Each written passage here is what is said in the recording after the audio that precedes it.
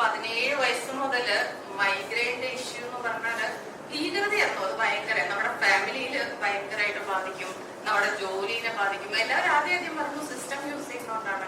ഞാനൊരു അക്കൗണ്ടന്റാണ്. കമ്പ്യൂട്ടറിൽ വർക്ക് ചെയ്യുമ്പോൾ ഫുൾ ടൈം നമുക്ക് ആ സിസ്റ്റം യൂസ് ചെയ്യുന്നതിന്റെ പ്രശ്നങ്ങൾ ഒരുപാടുണ്ടായിരുന്നു. പക്ഷെ അതല്ല, ഞാനൊരു മരുന്നിന് കഴിക്കാൻ എനിക്ക് തോന്നുന്നു ആയുർവേദം, ഇംഗ്ലീഷ്, ഹോമിയോ ഇനി ഒന്നുമില്ല കഴിക്കാൻ മെഡിസിൻസ്. എനിക്ക് തോന്നുന്നു കേരളത്തിൽ എന്തെങ്കിലും മരുന്നുണ്ടോ എന്ന് അറിയില്ല. ഞാൻ അത്രയും മരുന്നുകൾ കഴിച്ചിട്ടുണ്ട്. ഒരുപാട് ട്രിവാൻഡ്രത്ത് പോയി കാണിച്ചിട്ടുണ്ട്, എല്ലായിടത്തും മരുന്ന് കഴിച്ചു. പക്ഷെ ഇതുവരെ ഒരിടത്തൊന്നും എനിക്കൊരു റിസൾട്ട് കിട്ടില്ല. ആ ചെയ്യുന്ന സമയത്ത് പെയിൻ കില്ലേഴ്സ് കൊണ്ട് മാത്രം ഉറങ്ങിയ രാത്രികളുണ്ട്. എന്റെ ഡെലിവറി കഴിഞ്ഞിട്ട് എന്റെ ഇളയ കുഞ്ഞിനെ ഞാൻ ഫീഡ് ചെയ്യാത്ത ടൈമുണ്ട്. കാര്യം തലവേദന കൂടി എന്റെ കുഞ്ഞ് കരയുമ്പോ എനിക്ക് ഫീഡ് ചെയ്യാൻ പറ്റില്ല. കാര്യം കുഞ്ഞിന്റെ അടുത്ത് കിടന്ന് കരയുമ്പോ എനിക്ക് സങ്കടം വരുന്നതാ. എനിക്ക് ഭയങ്കര ഡിസ്റ്റർബൻസ് ആയിരുന്നു. എന്റെ കുഞ്ഞിങ്ങനെ കിടന്നൊരു 1 വയസ്സൊക്കെയുള്ള കുഞ്ഞ് എന്റെ അടുത്ത് കിടന്ന് കരയാന്ന് പറയുന്നത് ഞാൻ തള്ളി മാറ്റിയിട്ടുണ്ട് എന്റെ ഹസ്ബൻഡ്. ഞാൻ പറഞ്ഞു എനിക്ക് പറ്റില്ല, എന്റെ കുഞ്ഞിനെ കൊണ്ടുപോകുമെന്ന് ഞാൻ പറഞ്ഞിട്ടുണ്ട്. ആ ഒരു അവസ്ഥയെന്ന് ആഴ്ചയിൽ 2000 രൂപയുടെ 5 ദിവസത്തേക്ക് 2000 രൂപയുടെ മെഡിസിനാണ് ഞാൻ കഴിച്ചുകൊണ്ടിരുന്നത്. അതിനിടയ്ക്കാണ് എന്നോട് സൗമ്യ, കുറച്ചു മുമ്പ് സംസാരിച്ച എന്റെ കസിനാണ്, പുള്ളിക്കാരിയാണ് എന്നോട് പറയുന്നത് നല്ലതാണ്, നീ ഒന്ന് ഉപയോഗിച്ച് നോക്കൂ എന്ന് പറഞ്ഞു. ഞാൻ പറഞ്ഞു ഉപയോഗിക്കില്ല, തലവേദനയ്ക്ക് വേണ്ടി ഞാനിനി മരുന്ന് കഴിക്കില്ല. കാര്യം അതെനിക്ക് ഭയങ്കര ബുദ്ധിമുട്ടാണ്. എനിക്ക് കഴിക്കാൻ മരുന്നുകളില്ല, ഞാൻ കഴിക്കില്ല എന്ന് തീർച്ചപ്പെടുത്തി. ഞാൻ വാങ്ങില്ല സൗമ്യ. അതിന് മുന്നേ കുറുക്കുമ ഉപയോഗിച്ചു, എനിക്ക് അലർജി മാറി. പക്ഷെ ഈ മരുന്ന് എന്നാ ഞാൻ ഉപയോഗിക്കില്ല. കാര്യം ഇനി ഉപയോഗിക്കാൻ മരുന്നുകൾ ഇല്ലാത്തതുകൊണ്ടാണ്. കാര്യം റിസൾട്ട് കിട്ടില്ല എന്ന് 101% ഉറപ്പിച്ച ഒരു കാര്യത്തിന് ഇനി മരുന്ന് കഴിക്കില്ല. തലവേദന വന്ന് മരിക്കാം, അതാണ് ഞാൻ തീരുമാനിച്ച ഒരു കാര്യം.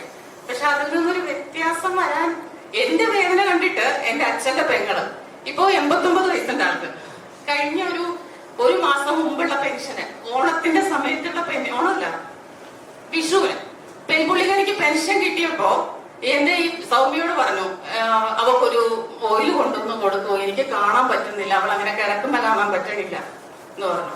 ശരി ആയിക്കോട്ടെ എന്ന് പറഞ്ഞിട്ട് അവള് അങ്ങനെ കൊണ്ടുവന്ന് കൊടുത്തതാണ് ആ ഓയില്. അപ്പച്ചി തന്നപ്പോ പ്രതീക്ഷയോടെ അല്ല, തലവേദന മാറുന്ന പ്രതീക്ഷിച്ചിട്ടല്ല. ആ പ്രായമുള്ള അമ്മച്ചി ആ കിട്ടിയ 1800 രൂപ പെൻഷൻ കിട്ടിയതിൽ നിന്ന് 800 രൂപ മുടക്കി എനിക്ക് വാങ്ങിച്ചു തന്നെങ്കിൽ അത് ഞാൻ ഉപയോഗിക്കണ്ടേ.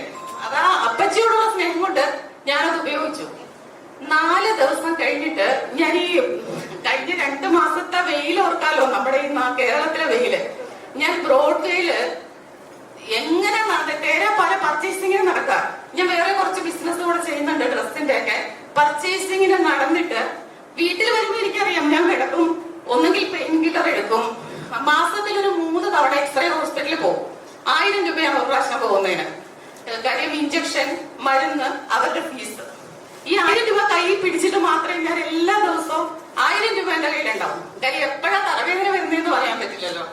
അന്ന് വൈകിട്ട് വരുമ്പോഴും ഞാൻ 1000 രൂപയ്ക്ക് കുറച്ചുള്ള സാധനങ്ങളാണ് പർച്ചേസ് ചെയ്യുന്നത്.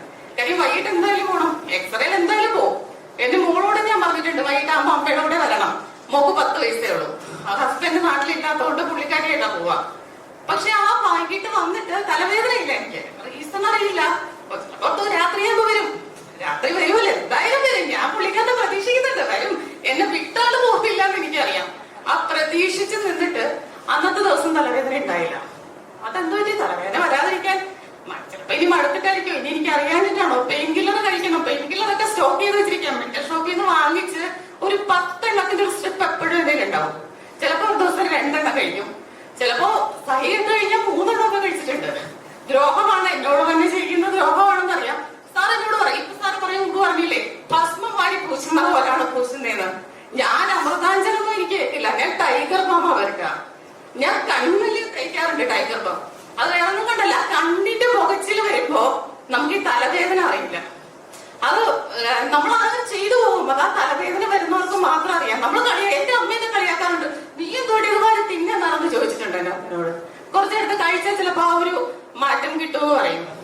പക്ഷെ അത് അനുഭവിക്കുന്നവര് അത് ചെയ്തു പോകും. ടൈഗർ ബാം എന്നല്ല, നമ്മള് ചിലപ്പോ അവിടെ എവിടെയെങ്കിലും കിടക്കുന്ന സാധനം എടുത്ത് ഞാൻ എന്റെ ദേഹമൊക്കെ മുറിച്ചിട്ടുണ്ട്. ഈ ശരീരത്തിന്റെ വേദന ഇപ്പോഴും പറയാനൊക്കെ, ശരീരത്തിന്റെ വേദന വരുമ്പോ നമ്മൾ ഇത് ശ്രദ്ധിക്കാതെ പോകൂലോ. ആ ശ്രദ്ധിക്കാതെ പോകാൻ വേണ്ടി സത്യം പറയട്ടെ, എനിക്കത് അമൃതാണെന്നോ എന്താണെന്നൊന്നും പറയാനറിയില്ല. ഇപ്പൊ ഈ നിമിഷം ഇവിടെ നിൽക്കുന്നത് വരെ എനിക്ക് തലവേദന വന്നിട്ടില്ല. അത് എന്താ പറയാ, ഞാൻ ആ പാട് ഉപയോഗിച്ചിട്ടുള്ളത് ഈ ഹെയർ ഓയിലും കുറുക്കുമയും മാത്രമേ ഉപയോഗിച്ചിട്ടുള്ളൂ. ഞാൻ ഈ കുറുക്കുമിന് ഉപയോഗിച്ചത് എന്റെ ഒരു അലർജിയുടെ പ്രശ്നത്തിനാണ്. കാര്യം അത് എനിക്ക് ദേഹം ചുമ്മാ ഈ 2 ഷോൾഡർ മാത്രം ചൊറിഞ്ഞു പൊട്ടും. അത് എന്തുകൊണ്ടാണെന്ന് വെച്ചാൽ ഞാൻ എ സിയിലിരിക്കാം, ഓഫീസ് വർക്ക് എല്ലാം എ സിയിലാണ്. പിന്നെ എന്ത് വീർത്തില്ല ശരീരം. വീർക്കാത്ത ഒരു ശരീരത്തിൽ ഇങ്ങനെ ഒരു അലർജി വരണമെന്നുണ്ടെങ്കിൽ റീസൺ അറിയില്ല. ഹോസ്പിറ്റലിൽ കാണിച്ചു, അവര് പറഞ്ഞു ഒരു എല്ലാം ഡ്രസ് ഉൾപ്പെടെ അണ്ടർ ഡ്രസ് ഉൾപ്പെടെ കോട്ടൺ ആയിക്കോളൂ, ഒരെണ്ണത്തിന്റെ വില 400-450 രൂപ. എങ്ങനെ വാങ്ങും? നോർമലി 2-3 ഒക്കെ വാങ്ങും, അതിൽ കൂടുതലൊന്നും നമ്മളെ കൊണ്ട് നടക്കില്ല. പക്ഷെ ആ സമയത്താണ് ഞാൻ കുർക്കുമിൻ ഉപയോഗിച്ചിട്ട് ഒരു 1 വീക്ക് കൊണ്ട് ഇപ്പൊ എന്റെ ദേഹത്ത് അങ്ങനെ ഒരു പാട് പോലും ഇല്ല. ഇപ്പൊ എനിക്ക് വെയിലത്ത് പോകുന്നതിനോ ഇങ്ങനെ വന്ന് കുറച്ച് നാളൊക്കെ എ സിയിൽ കുറച്ചു നേരം ഇരിക്കുമ്പോ തലവേദന എടുക്കും, ഈ ദേഹത്തിന്റെ ഇറിറ്റേഷൻസ് ഉണ്ട്. ഇപ്പൊ അങ്ങനെയുള്ള യാതൊരു പ്രശ്നങ്ങളും ഇല്ല.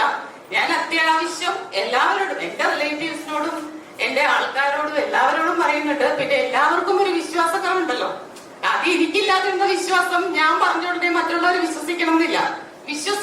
വിശ്വസിപ്പിച്ച് അല്ലെങ്കിൽ ഒരു ഇതിലേക്ക് എന്റെ ആൾക്കാരെ എല്ലാം ഞാൻ കൊണ്ടുവരും. അതെന്റെ ഒരു എന്താ പറയാ,